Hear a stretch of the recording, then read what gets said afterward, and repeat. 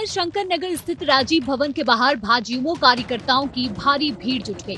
कार्यकर्ताओं ने कांग्रेस और राहुल गांधी के खिलाफ जमकर नारेबाजी की। हाथों में तख्तियां और पार्टी के झंडे लेकर पहुंचे कार्यकर्ताओं ने आरोप लगाया कि कांग्रेस लोकतांत्रिक संस्थाओं का सम्मान नहीं कर रही है और देश में अराजक माहौल बनाने की कोशिश कर रही है। प्रदर्शन के दौरान पुलिस बल भी मौजूद रहा और पूरी तरह मुस्तैद रहा और सुरक्षा व्यवस्था के बीच प्रदर्शन शांतिपूर्ण ढंग से संपन्न कराया गया। राहुल गांधी के विरोध में भाजयुमो का प्रदर्शन, राजीव भवन का किया घेरा, कांग्रेस के खिलाफ जमकर नारेबाजी, बीजेपी बनाम कांग्रेस आमने सामने, दोनों दलों में आरोप प्रत्यारोप तेज, राजधानी में हाई वोल्टेज सियासी टकराव। भाजयुमो के प्रदर्शन के बाद कांग्रेस भी पूरी तरह सक्रिय हो गई है। पार्टी ने अपने नेताओं और कार्यकर्ताओं को राजीव भवन पहुंचने के निर्देश दिए। कांग्रेस नेताओं ने बीजेपी के प्रदर्शन को राजनीतिक नौटंकी बताते हुए कहा कि विरोध दर्ज कराना लोकतंत्र का अधिकार है, लेकिन बीजेपी असली जन सरोकारों से ध्यान हटाने के लिए इस तरह के प्रदर्शन कर रही है। कांग्रेस कार्यकर्ताओं के पहुंचने से राजीव भवन के आसपास राजनीतिक हलचल और तेज हो गई। तो वहीं प्रदर्शन को लेकर उप मुख्यमंत्री अरुण साहब ने कांग्रेस और राहुल गांधी पर तीखा हमला बोला। उन्होंने कहा कि राहुल गांधी का आंदोलन पूरी तरह असंवैधानिक और अमर्यादित है। उनका आरोप था कि राहुल गांधी देश में अराजकता फैलाने का प्रयास कर रहे हैं और इस तरह की राजनीति लोकतांत्रिक व्यवस्था के लिए उचित नहीं है। उन्होंने कहा कि बीजेपी लोकतांत्रिक मूल्यों की रक्षा के लिए विरोध दर्ज करा रही है। भारतीय जनता पार्टी छात्रों के इस आंदोलन को लेकर के और उसमें सारे विरोधी पार्टी और कांग्रेस के द्वारा समर्थन देने से आज पूरी तरह से विचलित और बौखला गई है। शिक्षा मंत्री को इस्तीफा देना चाहिए और शिक्षा व्यवस्था को सही करने के लिए छात्रों को सुनिश्चित करना चाहिए। ये काम न करके राजनीतिक रूप से राजीव भवन का घेराव करने जा रहे हैं। ये इस तरह से मुद्दे से लोगों को भटकाने की एक कोशिश मात्र है ये, और इसी से भारतीय जनता पार्टी का चरित्र और चेहरा समझ में आता है। कल आंदोलन के नाम पर जो कुछ भी राहुल गांधी ने किया है वो पूरी तरह असंवैधानिक, अमर्यादित आचरण है। लोकसभा में नेता प्रतिपक्ष जैसे संवैधानिक पद पर होते हुए देश में अराजकता पैदा करने की लगातार वो कोशिश कर रहे हैं। ये अत्यंत दुर्भाग्यजनक है। ऐसा आचरण लोकतंत्र में, संवैधानिक देश में बिल्कुल भी अक्षम्य नहीं है। इसकी जितनी निंदा की जाए कम है। अब रायपुर का राजीव भवन बीजेपी और कांग्रेस के बीच सियासी शक्ति प्रदर्शन का केंद्र बन चुका है। एक और बीजेपी राहुल गांधी के खिलाफ आक्रामक रुख अपनाते हुए कांग्रेस पर लोकतांत्रिक मर्यादाएं तोड़ने का आरोप लगा रही है, तो दूसरी ओर कांग्रेस बीजेपी पर मुद्दों से ध्यान भटकाने की राजनीति करने का आरोप लगा रही है। फिलहाल दोनों दलों के बीच बयानबाजी और राजनीतिक टकराव तेज हो चुका है, जिससे राजधानी की सियासत एक बार फिर गर्मा गई है। रायपुर से गौरव सिंह की खास रिपोर्ट।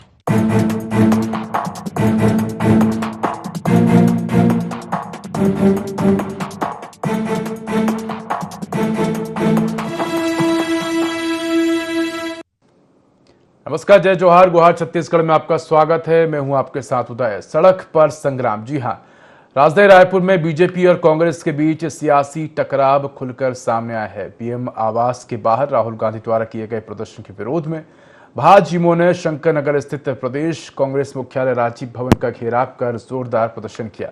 बड़ी संख्या में पहुंचे भाजयुमो कार्यकर्ताओं ने कांग्रेस के खिलाफ नारेबाजी की और राहुल गांधी पर लोकतांत्रिक मर्यादाओं के उल्लंघन का आरोप लगाया। बीजेपी के प्रदर्शन के बाद कांग्रेस ने भी अपने नेताओं और कार्यकर्ताओं को राजीव भवन बुला लिया, जिससे कुछ देर के लिए इलाके का राजनीतिक माहौल पूरी तरह से गर्मा गया। आज हम इसी मुद्दे पर चर्चा करेंगे, लेकिन उससे पहले आज जान लेते हैं गुहार पॉइंट्स। भाजयुमो के राजीव भवन घेराव के क्या है सियासी मायने? राजनीतिक दलों का एक दूसरे के दफ्तरों का घेराव करना कितना सही? बीजेपी क्यों लगा रही कांग्रेस पर लोकतांत्रिक मर्यादा तोड़ने का आरोप? कांग्रेस के असली मुद्दों से ध्यान भटकाने के आरोपों में कितना दम? तो इन्हीं तमाम बिंदुओं पर चर्चा करेंगे और हमारे साथ खास मेहमान भी जुड़ गए हैं। उनसे आपको परिचय करा दें। हमारे साथ कांग्रेस प्रवक्ता सौरभ साहू जी जुड़ गए हैं। इसके साथ ही हमारे साथ बीजेपी प्रवक्ता निशिकांत पांडे जी भी जुड़ेंगे और हमारे साथ वरिष्ठ पत्रकार गंगेश द्विवेदी जी भी जुड़ गए हैं। सबसे पहले मैं रुक करूंगा सौरभ जी का। सौरभ जी, बीजेपी राहुल गांधी के प्रदर्शन को असंवैधानिक बता रही है और इसी को लेकर आज बीजेपी ने प्रदर्शन किया है। बीजेपी का कहना है कि राहुल गांधी का जो प्रदर्शन था वो असंवैधानिक था, अमर्यादित था और कांग्रेस पार्टी देश में अराजकता फैलाने का काम कर रही है। क्या कहेंगे आप?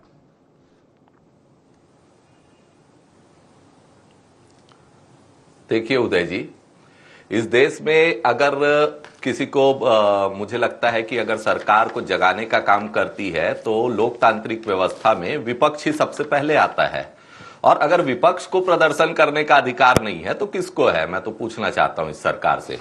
आज देश में भी इनकी सरकार है, प्रदेश में भी इनकी सरकार है, और आज तो सबसे बड़ी बात यह हो गई कि आज तो प्रदर्शन करने, जबकि हम तो कहेंगे कि प्रदर्शन करने नहीं, हमला करने के लिए जो है वो सरकार साथ में आई है।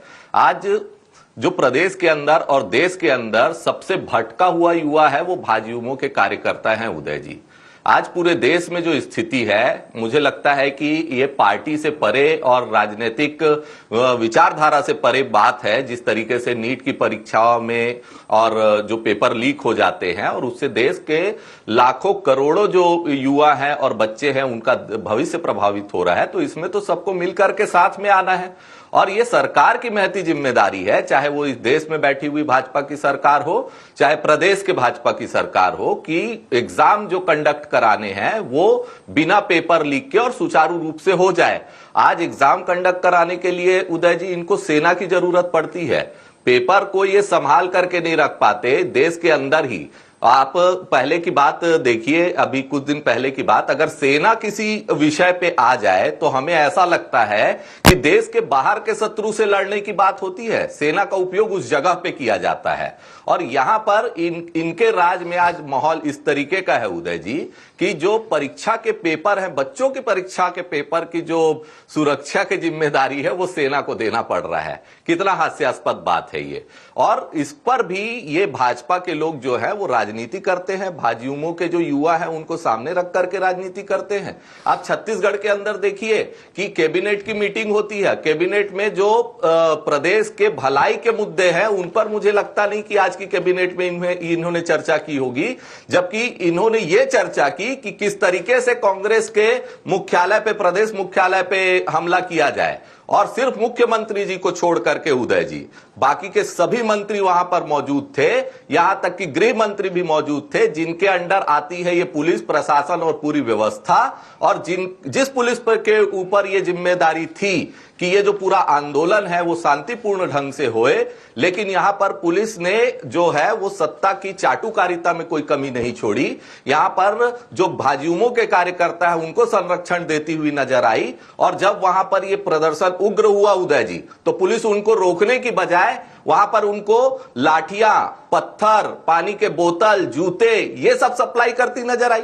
नहीं तो आप डरने, चलिए इसका जवाब देंगे निशिकांत पांडे जी। जिस प्रकार से आपने प्रतिक्रिया दी है कि पुलिस का क्या काम था, पुलिस क्या काम कर रही थी, वहां पर कहीं पर भी पत्थर इतनी मात्रा में मौजूद हो नहीं सकता, प्रतिक्रिया ले लेते हैं। वहां पर वो लाया गया है और बिल्कुल सुनियोजित ढंग से लाया गया है उदय जी।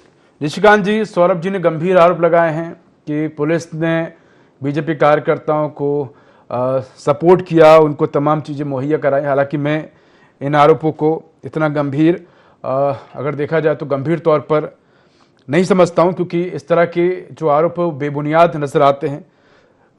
बाकी हकीकत कुछ और हो सकती है।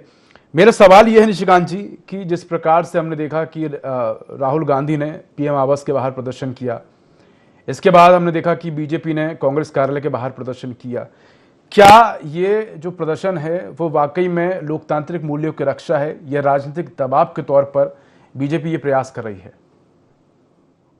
उदय जी, आपको मेरी आवाज आ रही है? जी, मैं आपको सुन पा रहा हूं। जी, उदय जी, आपको और दोनों भाई को संध्या जवाहर। देखिए, जिस प्रकार से लोकतंत्र को बंधक बनाने का प्रयास कांग्रेस पार्टी ने किया, ना भूतो न भविष्यति, इस प्रकार से कभी भी देश के प्रधानमंत्री के निवास रहे कि इस देश में 3 प्रधानमंत्री की हत्या हो चुकी है। एक प्रधानमंत्री की हत्या उनके घर में घुस के हुई है। वैसी स्थिति में 25 दिन बाद अगर विदेश से अगर एलओपी आते हैं और चूंकि जॉर्ज सोरोस और हिंडनबर्ग का हिडन सपोर्ट उनको है, हिडन एजेंडे के साथ आते हैं और अचानक बिना सूचना के, क्योंकि आप धरना प्रदर्शन करते हैं तो सूचना देना आपका काम होता है कि हम फलना तारीख को फलना बजे हम जाएंगे वहां घेराव करने। लेकिन महत्वपूर्ण विषय क्या है? कंस्ट्रक्टिव पॉलिटिक्स और डिस्ट्रक्टिव पॉलिटिक्स। कांग्रेस पार्टी 20 दिन से ये आंदोलन चल रहा है, नेता प्रतिपक्ष एक दिन भी जंतर मंतर नहीं गए। संजय सिंह का ट्वीट बताता है कि एंटाइटलमेंट ऑफ विपक्ष का, अब एंटाइटलमेंट ऑफ विपक्ष ये छीनना चाहते हैं। लेकिन सौरभ साहू जी बात कह रहे थे कि बड़ा हल्के में लेके चल रहे हैं। क्या पीएससी का एग्जाम हुआ था छत्तीसगढ़ में, नोटों के बंडल पे युवाओं के हक को नीलाम किया गया। प्रदेश की भूपेश सरकार ने की नीट का परीक्षा लीक होना, पेपर लीक होना बहुत दुर्भाग्यपूर्ण। अक्षरशः इस बात से सहमत हूं, और जो भी इसमें दोषी थे 18 लोग जेल गए। लेकिन महत्वपूर्ण विषय क्या है?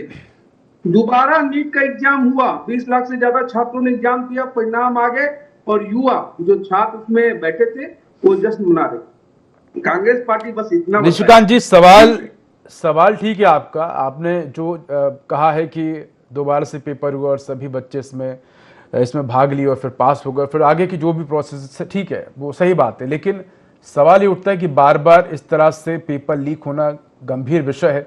कहीं ना कहीं इससे समय संसाधन खराब होता है, लोगों का समय खराब होता है, प्रशासन का संसाधन खराब होता है और सरकार पर भी गंभीर आरोप लगते हैं। ये व्यवस्था कैसे दुरुस्त होगी? सवाल ये उठ रहा है कि आखिर ये व्यवस्था ठीक कैसे होगी? बच्चे यही तो मांग कर रहे हैं कि इस व्यवस्था को ठीक किया जाए।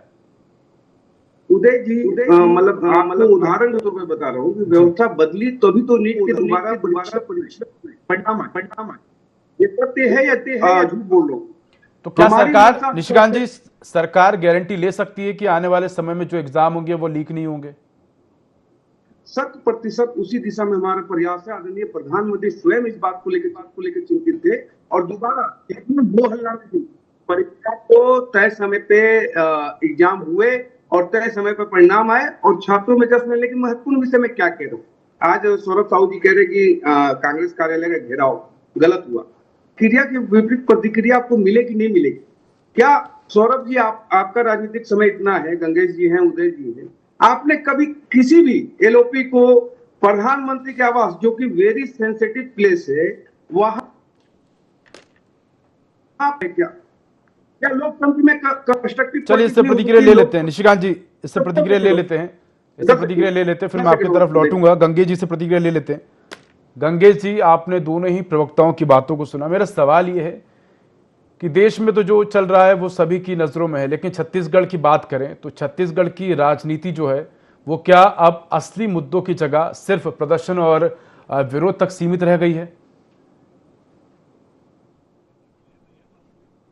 कि आप सत्ता में हैं और आप ही प्रदर्शन कर रहे हैं, आप व्यवस्था देने के लिए बैठे हैं। भाजपा इस समय केंद्र में भी सत्ता में है, जहां बच्चों के साथ इतना बर्बरता के साथ अत्याचार हुआ, उस पर अगर प्रधानमंत्री कोई व्यवस्था नहीं दे पा रहे हैं, लगातार मांग उठ रही है कि एनटी को भंग किया जाए, केंद्रीय जो शिक्षा मंत्री उनका इस्तीफा लिया जाए, बच्चे वहां लगातार प्रदर्शन कर रहे हैं, उनके ऊपर लाठीचार्ज कर रहे हैं। आप भी अपोजिशन जो समझ आए वो करेगा प्रदर्शन, और प्रदर्शन करना कौन सा असंवैधानिक कार्य है? प्रधानमंत्री क्यों इसमें बयान नहीं दे रहे हैं? लगातार इतने लंबे समय से वो लोग कांग्रेस जनता पार्टी के नाम से कोई जिस तरह से भी जो हुजूम उमड़ा है दिल्ली में, हुजूम के उमड़ने के बाद भी उसका जो शक्ति प्रदर्शन हुआ बच्चों के ऊपर, 73 बच्चों को पीट रहे हैं आप, और कोई नहीं मिला मारने के लिए। 73 बच्चों को पीट के कौन से बहुत बहादुरी कर रही है भाजपा की सरकार? मेरे को तो समझ नहीं आ रहा है। उसका जाके कांग्रेस के खिलाफ प्रदर्शन कर रही है। व्यवस्था बनाइए भाई साहब, आप व्यवस्था बनाने के लिए बैठे हैं, व्यवस्था बनाने के बजाय आप शक्ति प्रदर्शन कर रहे हैं। किसके ऊपर शक्ति प्रदर्शन? निरीह प्राणियों के ऊपर, निरीह बच्चों के खिलाफ, जिनको जो बेचारे अपने व्यवस्था के लिए मांग कर रहे हैं, और उसके पक्ष में जिस तरह से उनको पीटा गया, उसके पक्ष में अगर एलओपी जाके प्रदर्शन करता है, प्रधानमंत्री कार्य घेराव करता है, इसलिए करता है कि प्रधानमंत्री के यहाँ से एक बयान नहीं आ रहा है, एक व्यवस्था नहीं बन पा रही है एग्जाम को लेकर। दोबारा एनटी और फिर देखिए 40 लोग वहां पकड़ाए बिहार में, अलग अलग जो फिर आ रहे, व्यवस्था दे पा रहे हैं, पेपर नहीं कर पा रहे। तो बिल्कुल निशिकांत जी, मैं आपसे सवाल पूछूंगा और आपकी बात का जवाब भी लूंगा। मेरा आपसे सवाल रहेगा निशिकांत जी कि जिस प्रकार से गंगेश जी ने कहा है कि हम देखते हैं कि अक्सर छोटे छोटे मुद्दों पर प्रधानमंत्री नरेंद्र मोदी जो है वो ट्वीट करते हुए नजर आते हैं, लेकिन इस तरह का जो मुद्दा सामने आया है दिल्ली में, उसको लेकर किसी प्रकार की कोई प्रतिक्रिया सामने नहीं आई है। और ये जो प्रदर्शन चल रहा है इतने लंबे समय से हम देख रहे हैं कि बड़ी संख्या में जो छात्र थे वह मौजूद थे, लेकिन कोई भी आपकी सरकार का जो मंत्री है, विधायक या कोई भी जनप्रतिनिधि वहां पर नहीं पहुंचा बच्चों से बात करने के लिए। निशिकांत जी। उदय जी, सबसे पहले तो गंगेश जी ने जो बात कही कि छात्रों को मारा गया, एक पहलू है, ये दुर्भाग्यपूर्ण है लेकिन एक पहलू है ये। दूसरा पहलू ये है कि हमारे सुरक्षा कर्मियों को दौड़ा दौड़ा के पीटा गया, पत्रकारों को दौड़ा दौड़ा के पीटा गया गोदी मीडिया बोल के। जिस प्रकार से पुलिस की गाड़ियां, प्राइवेट गाड़ियों को पलटा गया, उस पर पत्थरबाजी की गई, इसको आप छात्रों के कंधे पर रख के बंदूक नहीं चला सकते। एकदम षड्यंत्रकारी ये प्रयास था। और संसद भवन के ठीक सामने, एकदम गेट के सामने, इस प्रकार से गंगेश जी नेपाल बना देंगे, संसद भवन को जला देंगे, मोदी को मार देंगे, ये कहते हैं गंगेश जी। गंगेश जी, जब आप अगर तटस्थ हैं तो तटस्थता से बात रखना पड़ेगा आपको। ये छात्रों की भाषा नहीं थी, ये उन षड्यंत्रकारियों की भाषा थी। जी, ये जो विरोध प्रदर्शन चल रहा है ये कैसे समाप्त होगा, क्योंकि कई मांगे हैं छात्रों की, ये विरोध प्रदर्शन किस प्रकार से समाप्त होगा? ब्रेकिंग न्यूज आपको 10 मिनट में मिलेगा, ब्रेकिंग न्यूज आपको 10 सेकंड में मिलेगा, 10 मिनट में। लेकिन महत्वपूर्ण क्या है, और देश की सरकार ने लगातार, कल राहुल गांधी जी जब धरना प्रदर्शन में बैठे तो केंद्रीय मंत्री उनसे विचार करने गए कि साहब आप इस वेरी सेंसिटिव जगह पे मत बैठिए। कभी आपने ऐसा कभी अप्रोच नहीं देखा होगा किसी सरकार का, कभी नहीं देखा होगा। गो संतों पे गोलियां देखी हमने, निर्भया कांड में दौड़ा दौड़ा के मारते देखा, रामलीला मैदान में रामदेव बाबा को दौड़ा दौड़ा के मारते देखा। लेकिन ऐसी सरकार ने देखी कि केंद्रीय मंत्री जाके आपसे रिक्वेस्ट करे कि इस प्रकार। चलिए, इसे प्रतिक्रिया ले लेते हैं सौरभ जी से। सौरभ जी बहुत देर से इंतजार कर। सौरभ जी, विपक्ष की भूमिका है कि वो देश में जिस प्रकार का ये माहौल चल रहा है वो उसके पक्ष में खड़ी नजर आती है, चाहे वो स्टूडेंट्स के लिए हो, रोजगार के लिए हो, या तमाम मुद्दे जो हैं उसके लिए विपक्ष का बिल्कुल नैतिक हक बनता है कि वो उसको लेकर विरोध प्रदर्शन करे और आवाज उठाए, सरकार तक अपनी आवाज पहुंचाए। लेकिन विरोध प्रदर्शन करने की सही जगह, सही समय, ये भी मायने रखता है। क्या प्रधानमंत्री आवास के बाहर इस तरह का विरोध प्रदर्शन सही है? क्या कांग्रेस इस विरोध प्रदर्शन को कहीं और भी कर सकती थी? क्योंकि अगर प्रधानमंत्री आवास की हम बात करें तो बेहद ही सेंसिटिव एरिया होता है। ऐसे में आज विपक्ष ने प्रदर्शन किया है, कल को कोई और व्यक्ति वहां जाके प्रदर्शन करने लगेगा तो क्या सुरक्षा को लेकर सवाल खड़े नहीं होंगे?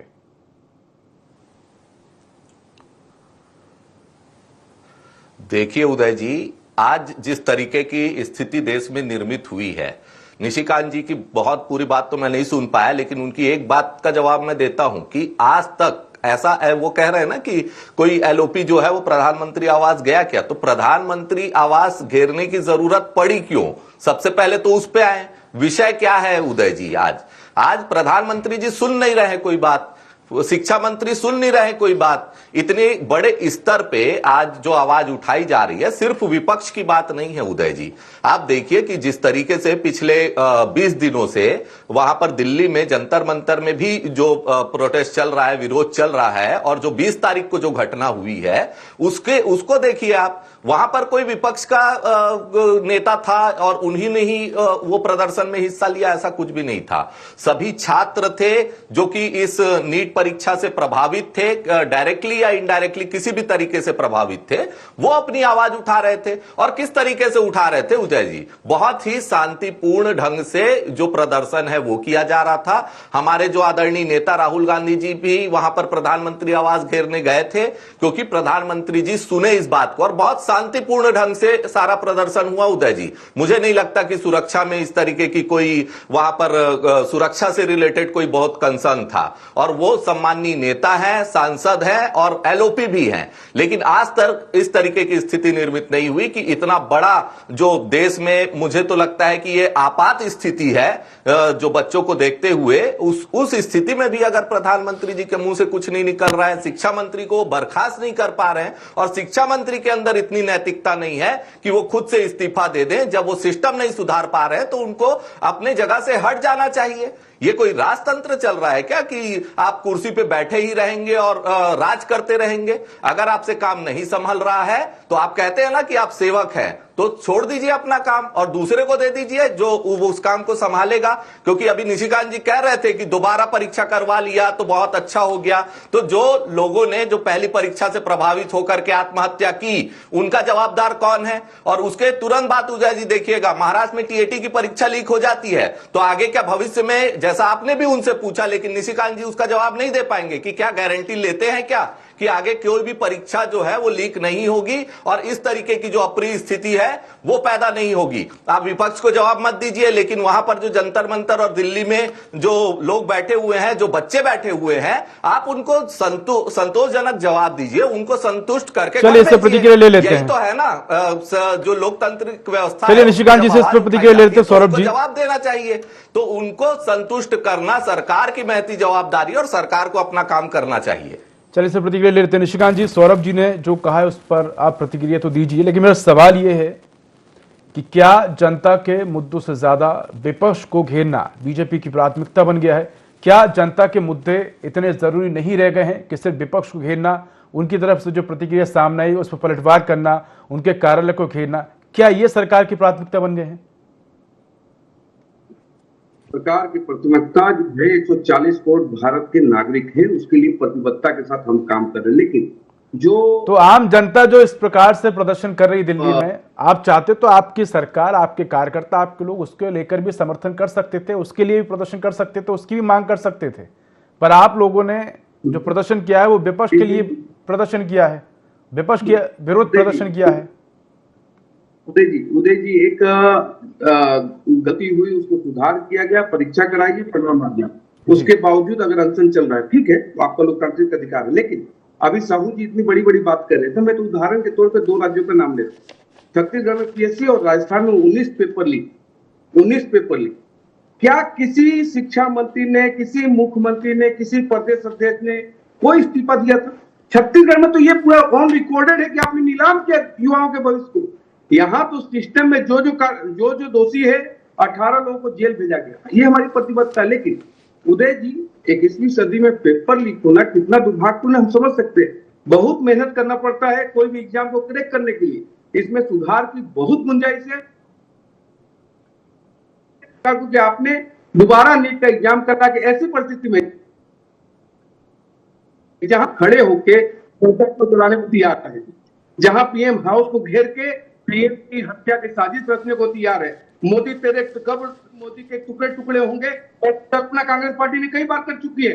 तो क्या यह षड्यंत्र ऐसा नहीं आपको प्रतीत होता कि देश के प्रधानमंत्री की हत्या करने का षड्यंत्र एलओपी कर रहा हो? क्योंकि एलओपी 25 दिन से बाहर था। क्या कारण से किसी को पता नहीं कहां था। चलिए से प्रतिक्रिया ले लेते हैं गंगेश जी की। निशिकांत जी से प्रतिक्रिया ले लेते हैं, चूंकि समय की बाध्यता है इसलिए अंतिम प्रतिक्रिया मैं गंगेश जी की लेना चाहूंगा। गंगेश जी, राजनीतिक विरोध की भी क्या कोई मर्यादा और सीमा होनी चाहिए? इसके साथ ही जनता को इन तमाम विरोध प्रदर्शन से आखिर हासिल क्या हो रहा है? देखिए, जहां तक मैं तो टीवी में लगातार कवरेज देखते आ रहा हूँ, जिस तरह से आज उठाया होगा उसको कंट्रोल करने का पुलिस है, लेकिन उसके आड़ में असामाजिक तत्वों को पहचानना, उनको आइडेंटिफाई करके उनको अलग करना और आम बच्चों और असामाजिक तत्व में क्या फर्क पुलिस नहीं कर पाई होगी? वहां पे प्रदर्शन हो रहा था तो मेरे घर से परिवार से बच्चे दिए एनटी का एग्जाम, इसलिए मुझे दर्द पता है कि बच्चों के दिल में क्या गुजरती है। और इतने दिन से प्रदर्शन हो रहा है तो शिक्षा मंत्री और प्रधानमंत्री कोई व्यवस्था क्यों नहीं दे पा रहे हैं? क्यों इतना अवसर दे रहे हैं कि प्रदर्शन करे, कोई आपके खिलाफ आंदोलन करे? आप जवाब क्यों नहीं दे रहे हैं? वहां पे कोई व्यवस्था बना क्यों नहीं दे पा रहे हैं? व्यवस्था बनाकर दे। गंगे जी, ये व्यवस्था कैसे सुधरेगी? सरकार कोई भी हो, पेपर लीक तो हमने देखे ही हैं हर सरकार में, तो ये व्यवस्था सुधरेगी कैसे? क्या कड़े कानून की आवश्यकता है या किसी और प्रकार की व्यवस्था होनी चाहिए? अगर दुनिया के अनेक देशों की बात करें तो वहां हम इस तरह से पेपर लीक की खबरें नहीं सुनते, लेकिन भारत में इस तरह की खबरें आना आम बात है। ये तो क्या है, व्यवस्था करनी पड़ेगी तो काम सरकार का, जो सरकार में बैठे हुए लोग हैं बच्चे तो ये इस उम्मीद में साल भर तैयारी करते हैं ना कि पेपर लीक ना हो। अब इसमें दूसरी बात, जिस स्तर पे अभी भी जो हुआ, सारा जोर जो है बच्चों की सिक्योरिटी, मतलब बच्चों की जांच करने में लगा रही थी सरकार, और जो जहां से पेपर लीक हो रहा है वहां कोई सुरक्षा की व्यवस्था नहीं। अभी सेकंड टाइम में भी पता चला कि 40 लोग परीक्षा हाल में घुस गए बिहार में, और दूसरे बच्चे के खिलाफ, तो वहां पे सुरक्षा व्यवस्था क्या करी थी?